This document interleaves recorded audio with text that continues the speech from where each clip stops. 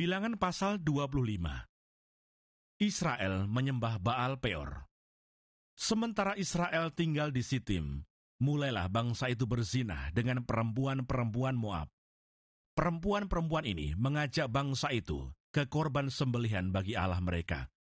Lalu bangsa itu turut makan dari korban itu dan menyembah Allah orang-orang itu. Ketika Israel berpasangan dengan Baal Peor, bangkitlah murka Tuhan terhadap Israel. Lalu berfirmanlah Tuhan kepada Musa, "Tangkaplah semua orang yang mengepalai bangsa itu, dan gantunglah mereka di hadapan Tuhan di tempat terang, supaya murka Tuhan yang bernyala-nyala itu surut daripada Israel."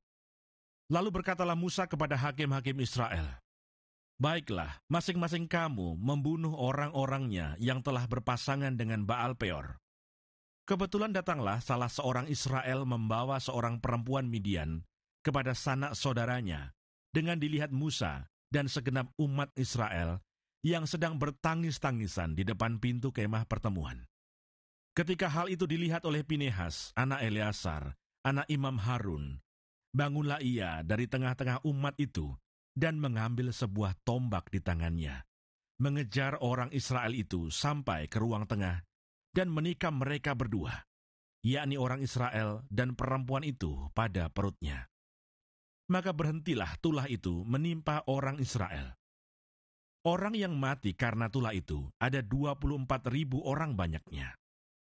Tuhan berfirman kepada Musa, "Pinehas anak Eleazar, anak Imam Harun, telah menyurutkan murkaku daripada orang Israel. Oleh karena ia begitu giat membela kehormatanku di tengah-tengah mereka, sehingga tidaklah kuhabisi orang Israel dalam cemburuku.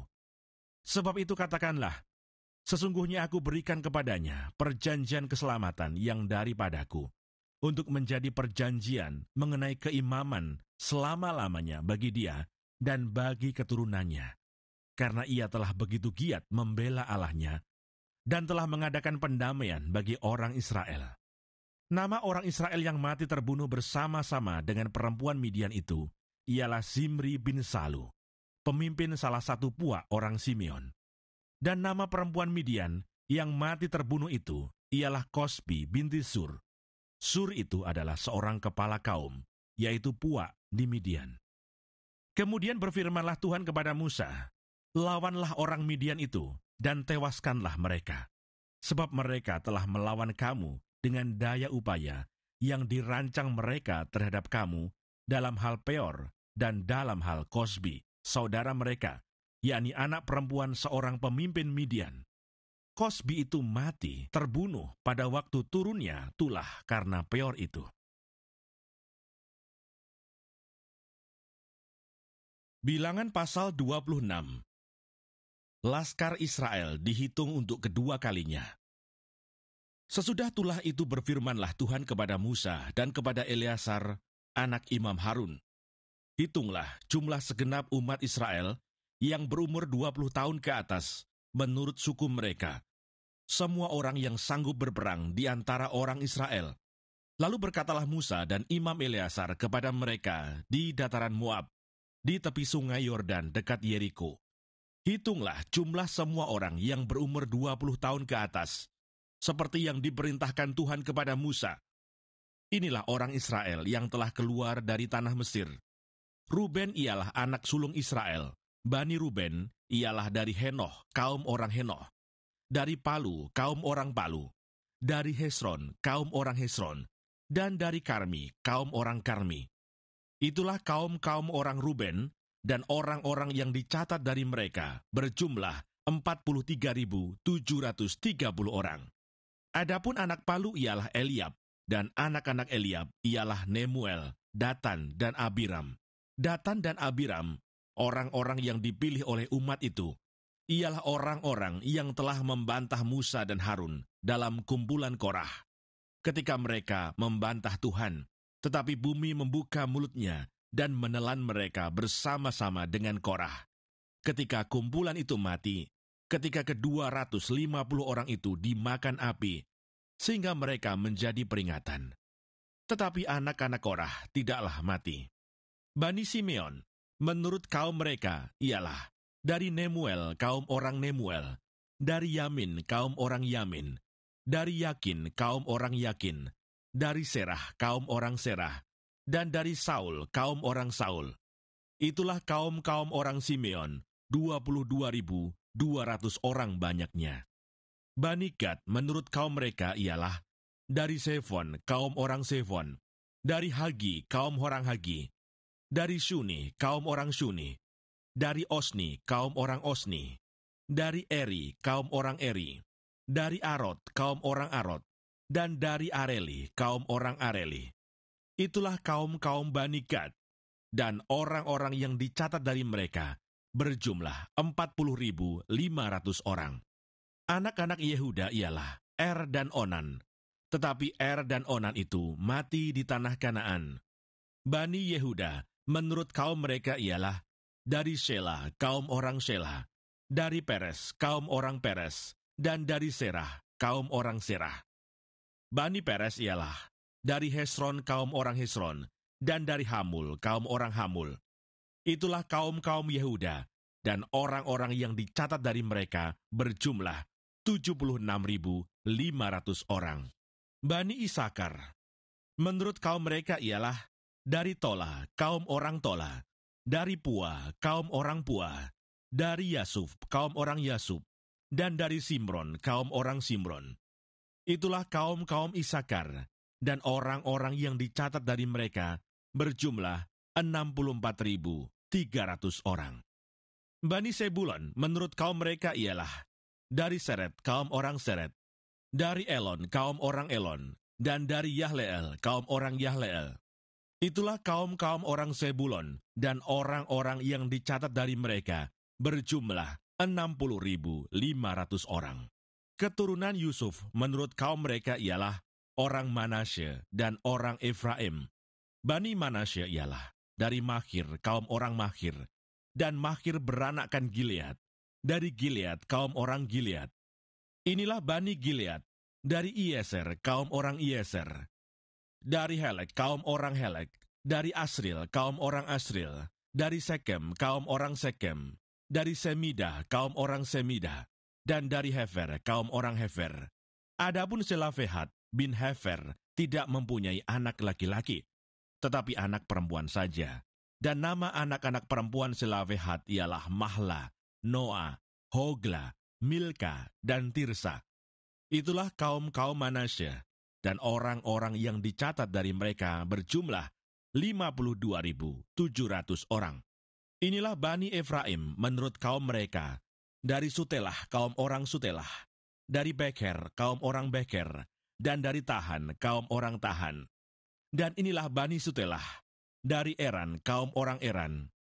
Itulah kaum-kaum Bani Efraim.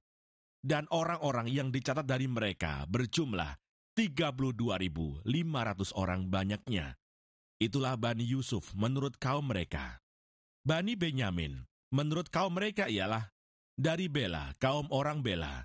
Dari Ashibel, kaum orang Ashibel.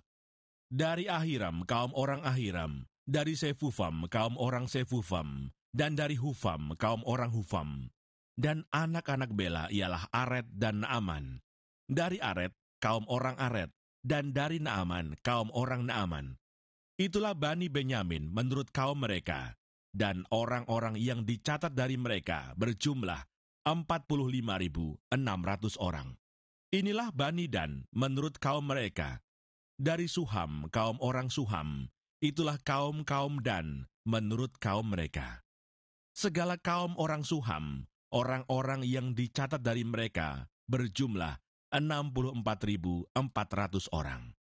Bani Asher menurut kaum mereka ialah dari Yimna, kaum orang Yimna. Dari Yisvi, kaum orang Yisvi. Dan dari Beria, kaum orang Beria. Mengenai Bani Beria, dari Heber, kaum orang Heber. Dan dari Malkiel, kaum orang Malkiel. Dan nama anak perempuan Asher ialah Serah. Itulah kaum-kaum Bani Asher.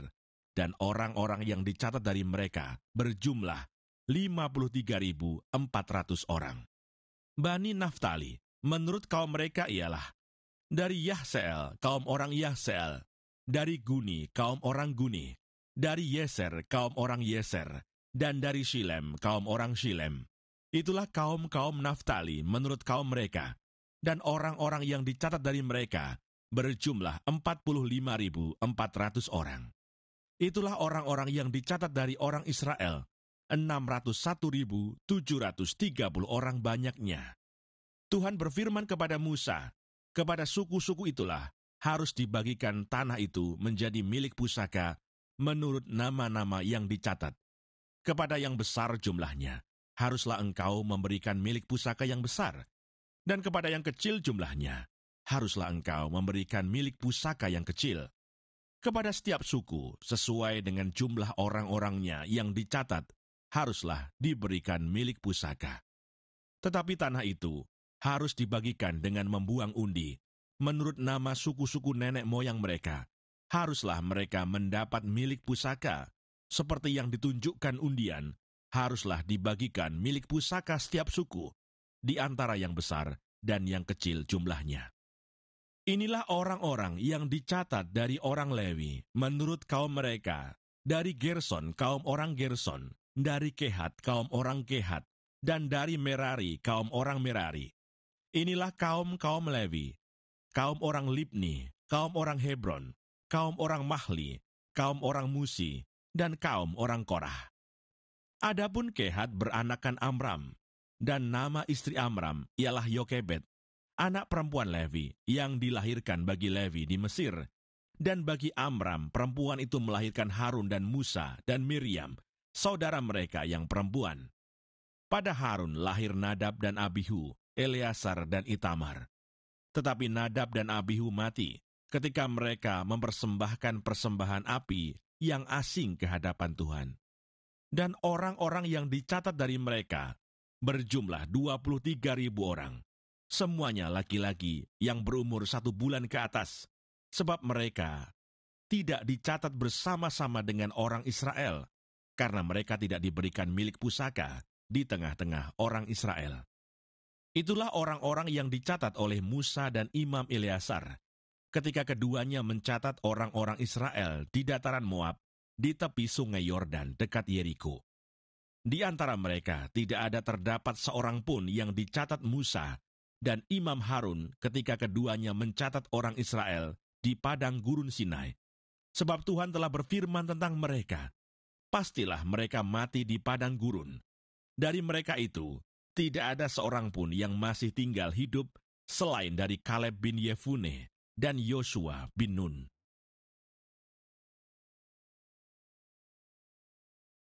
Bilangan pasal 27.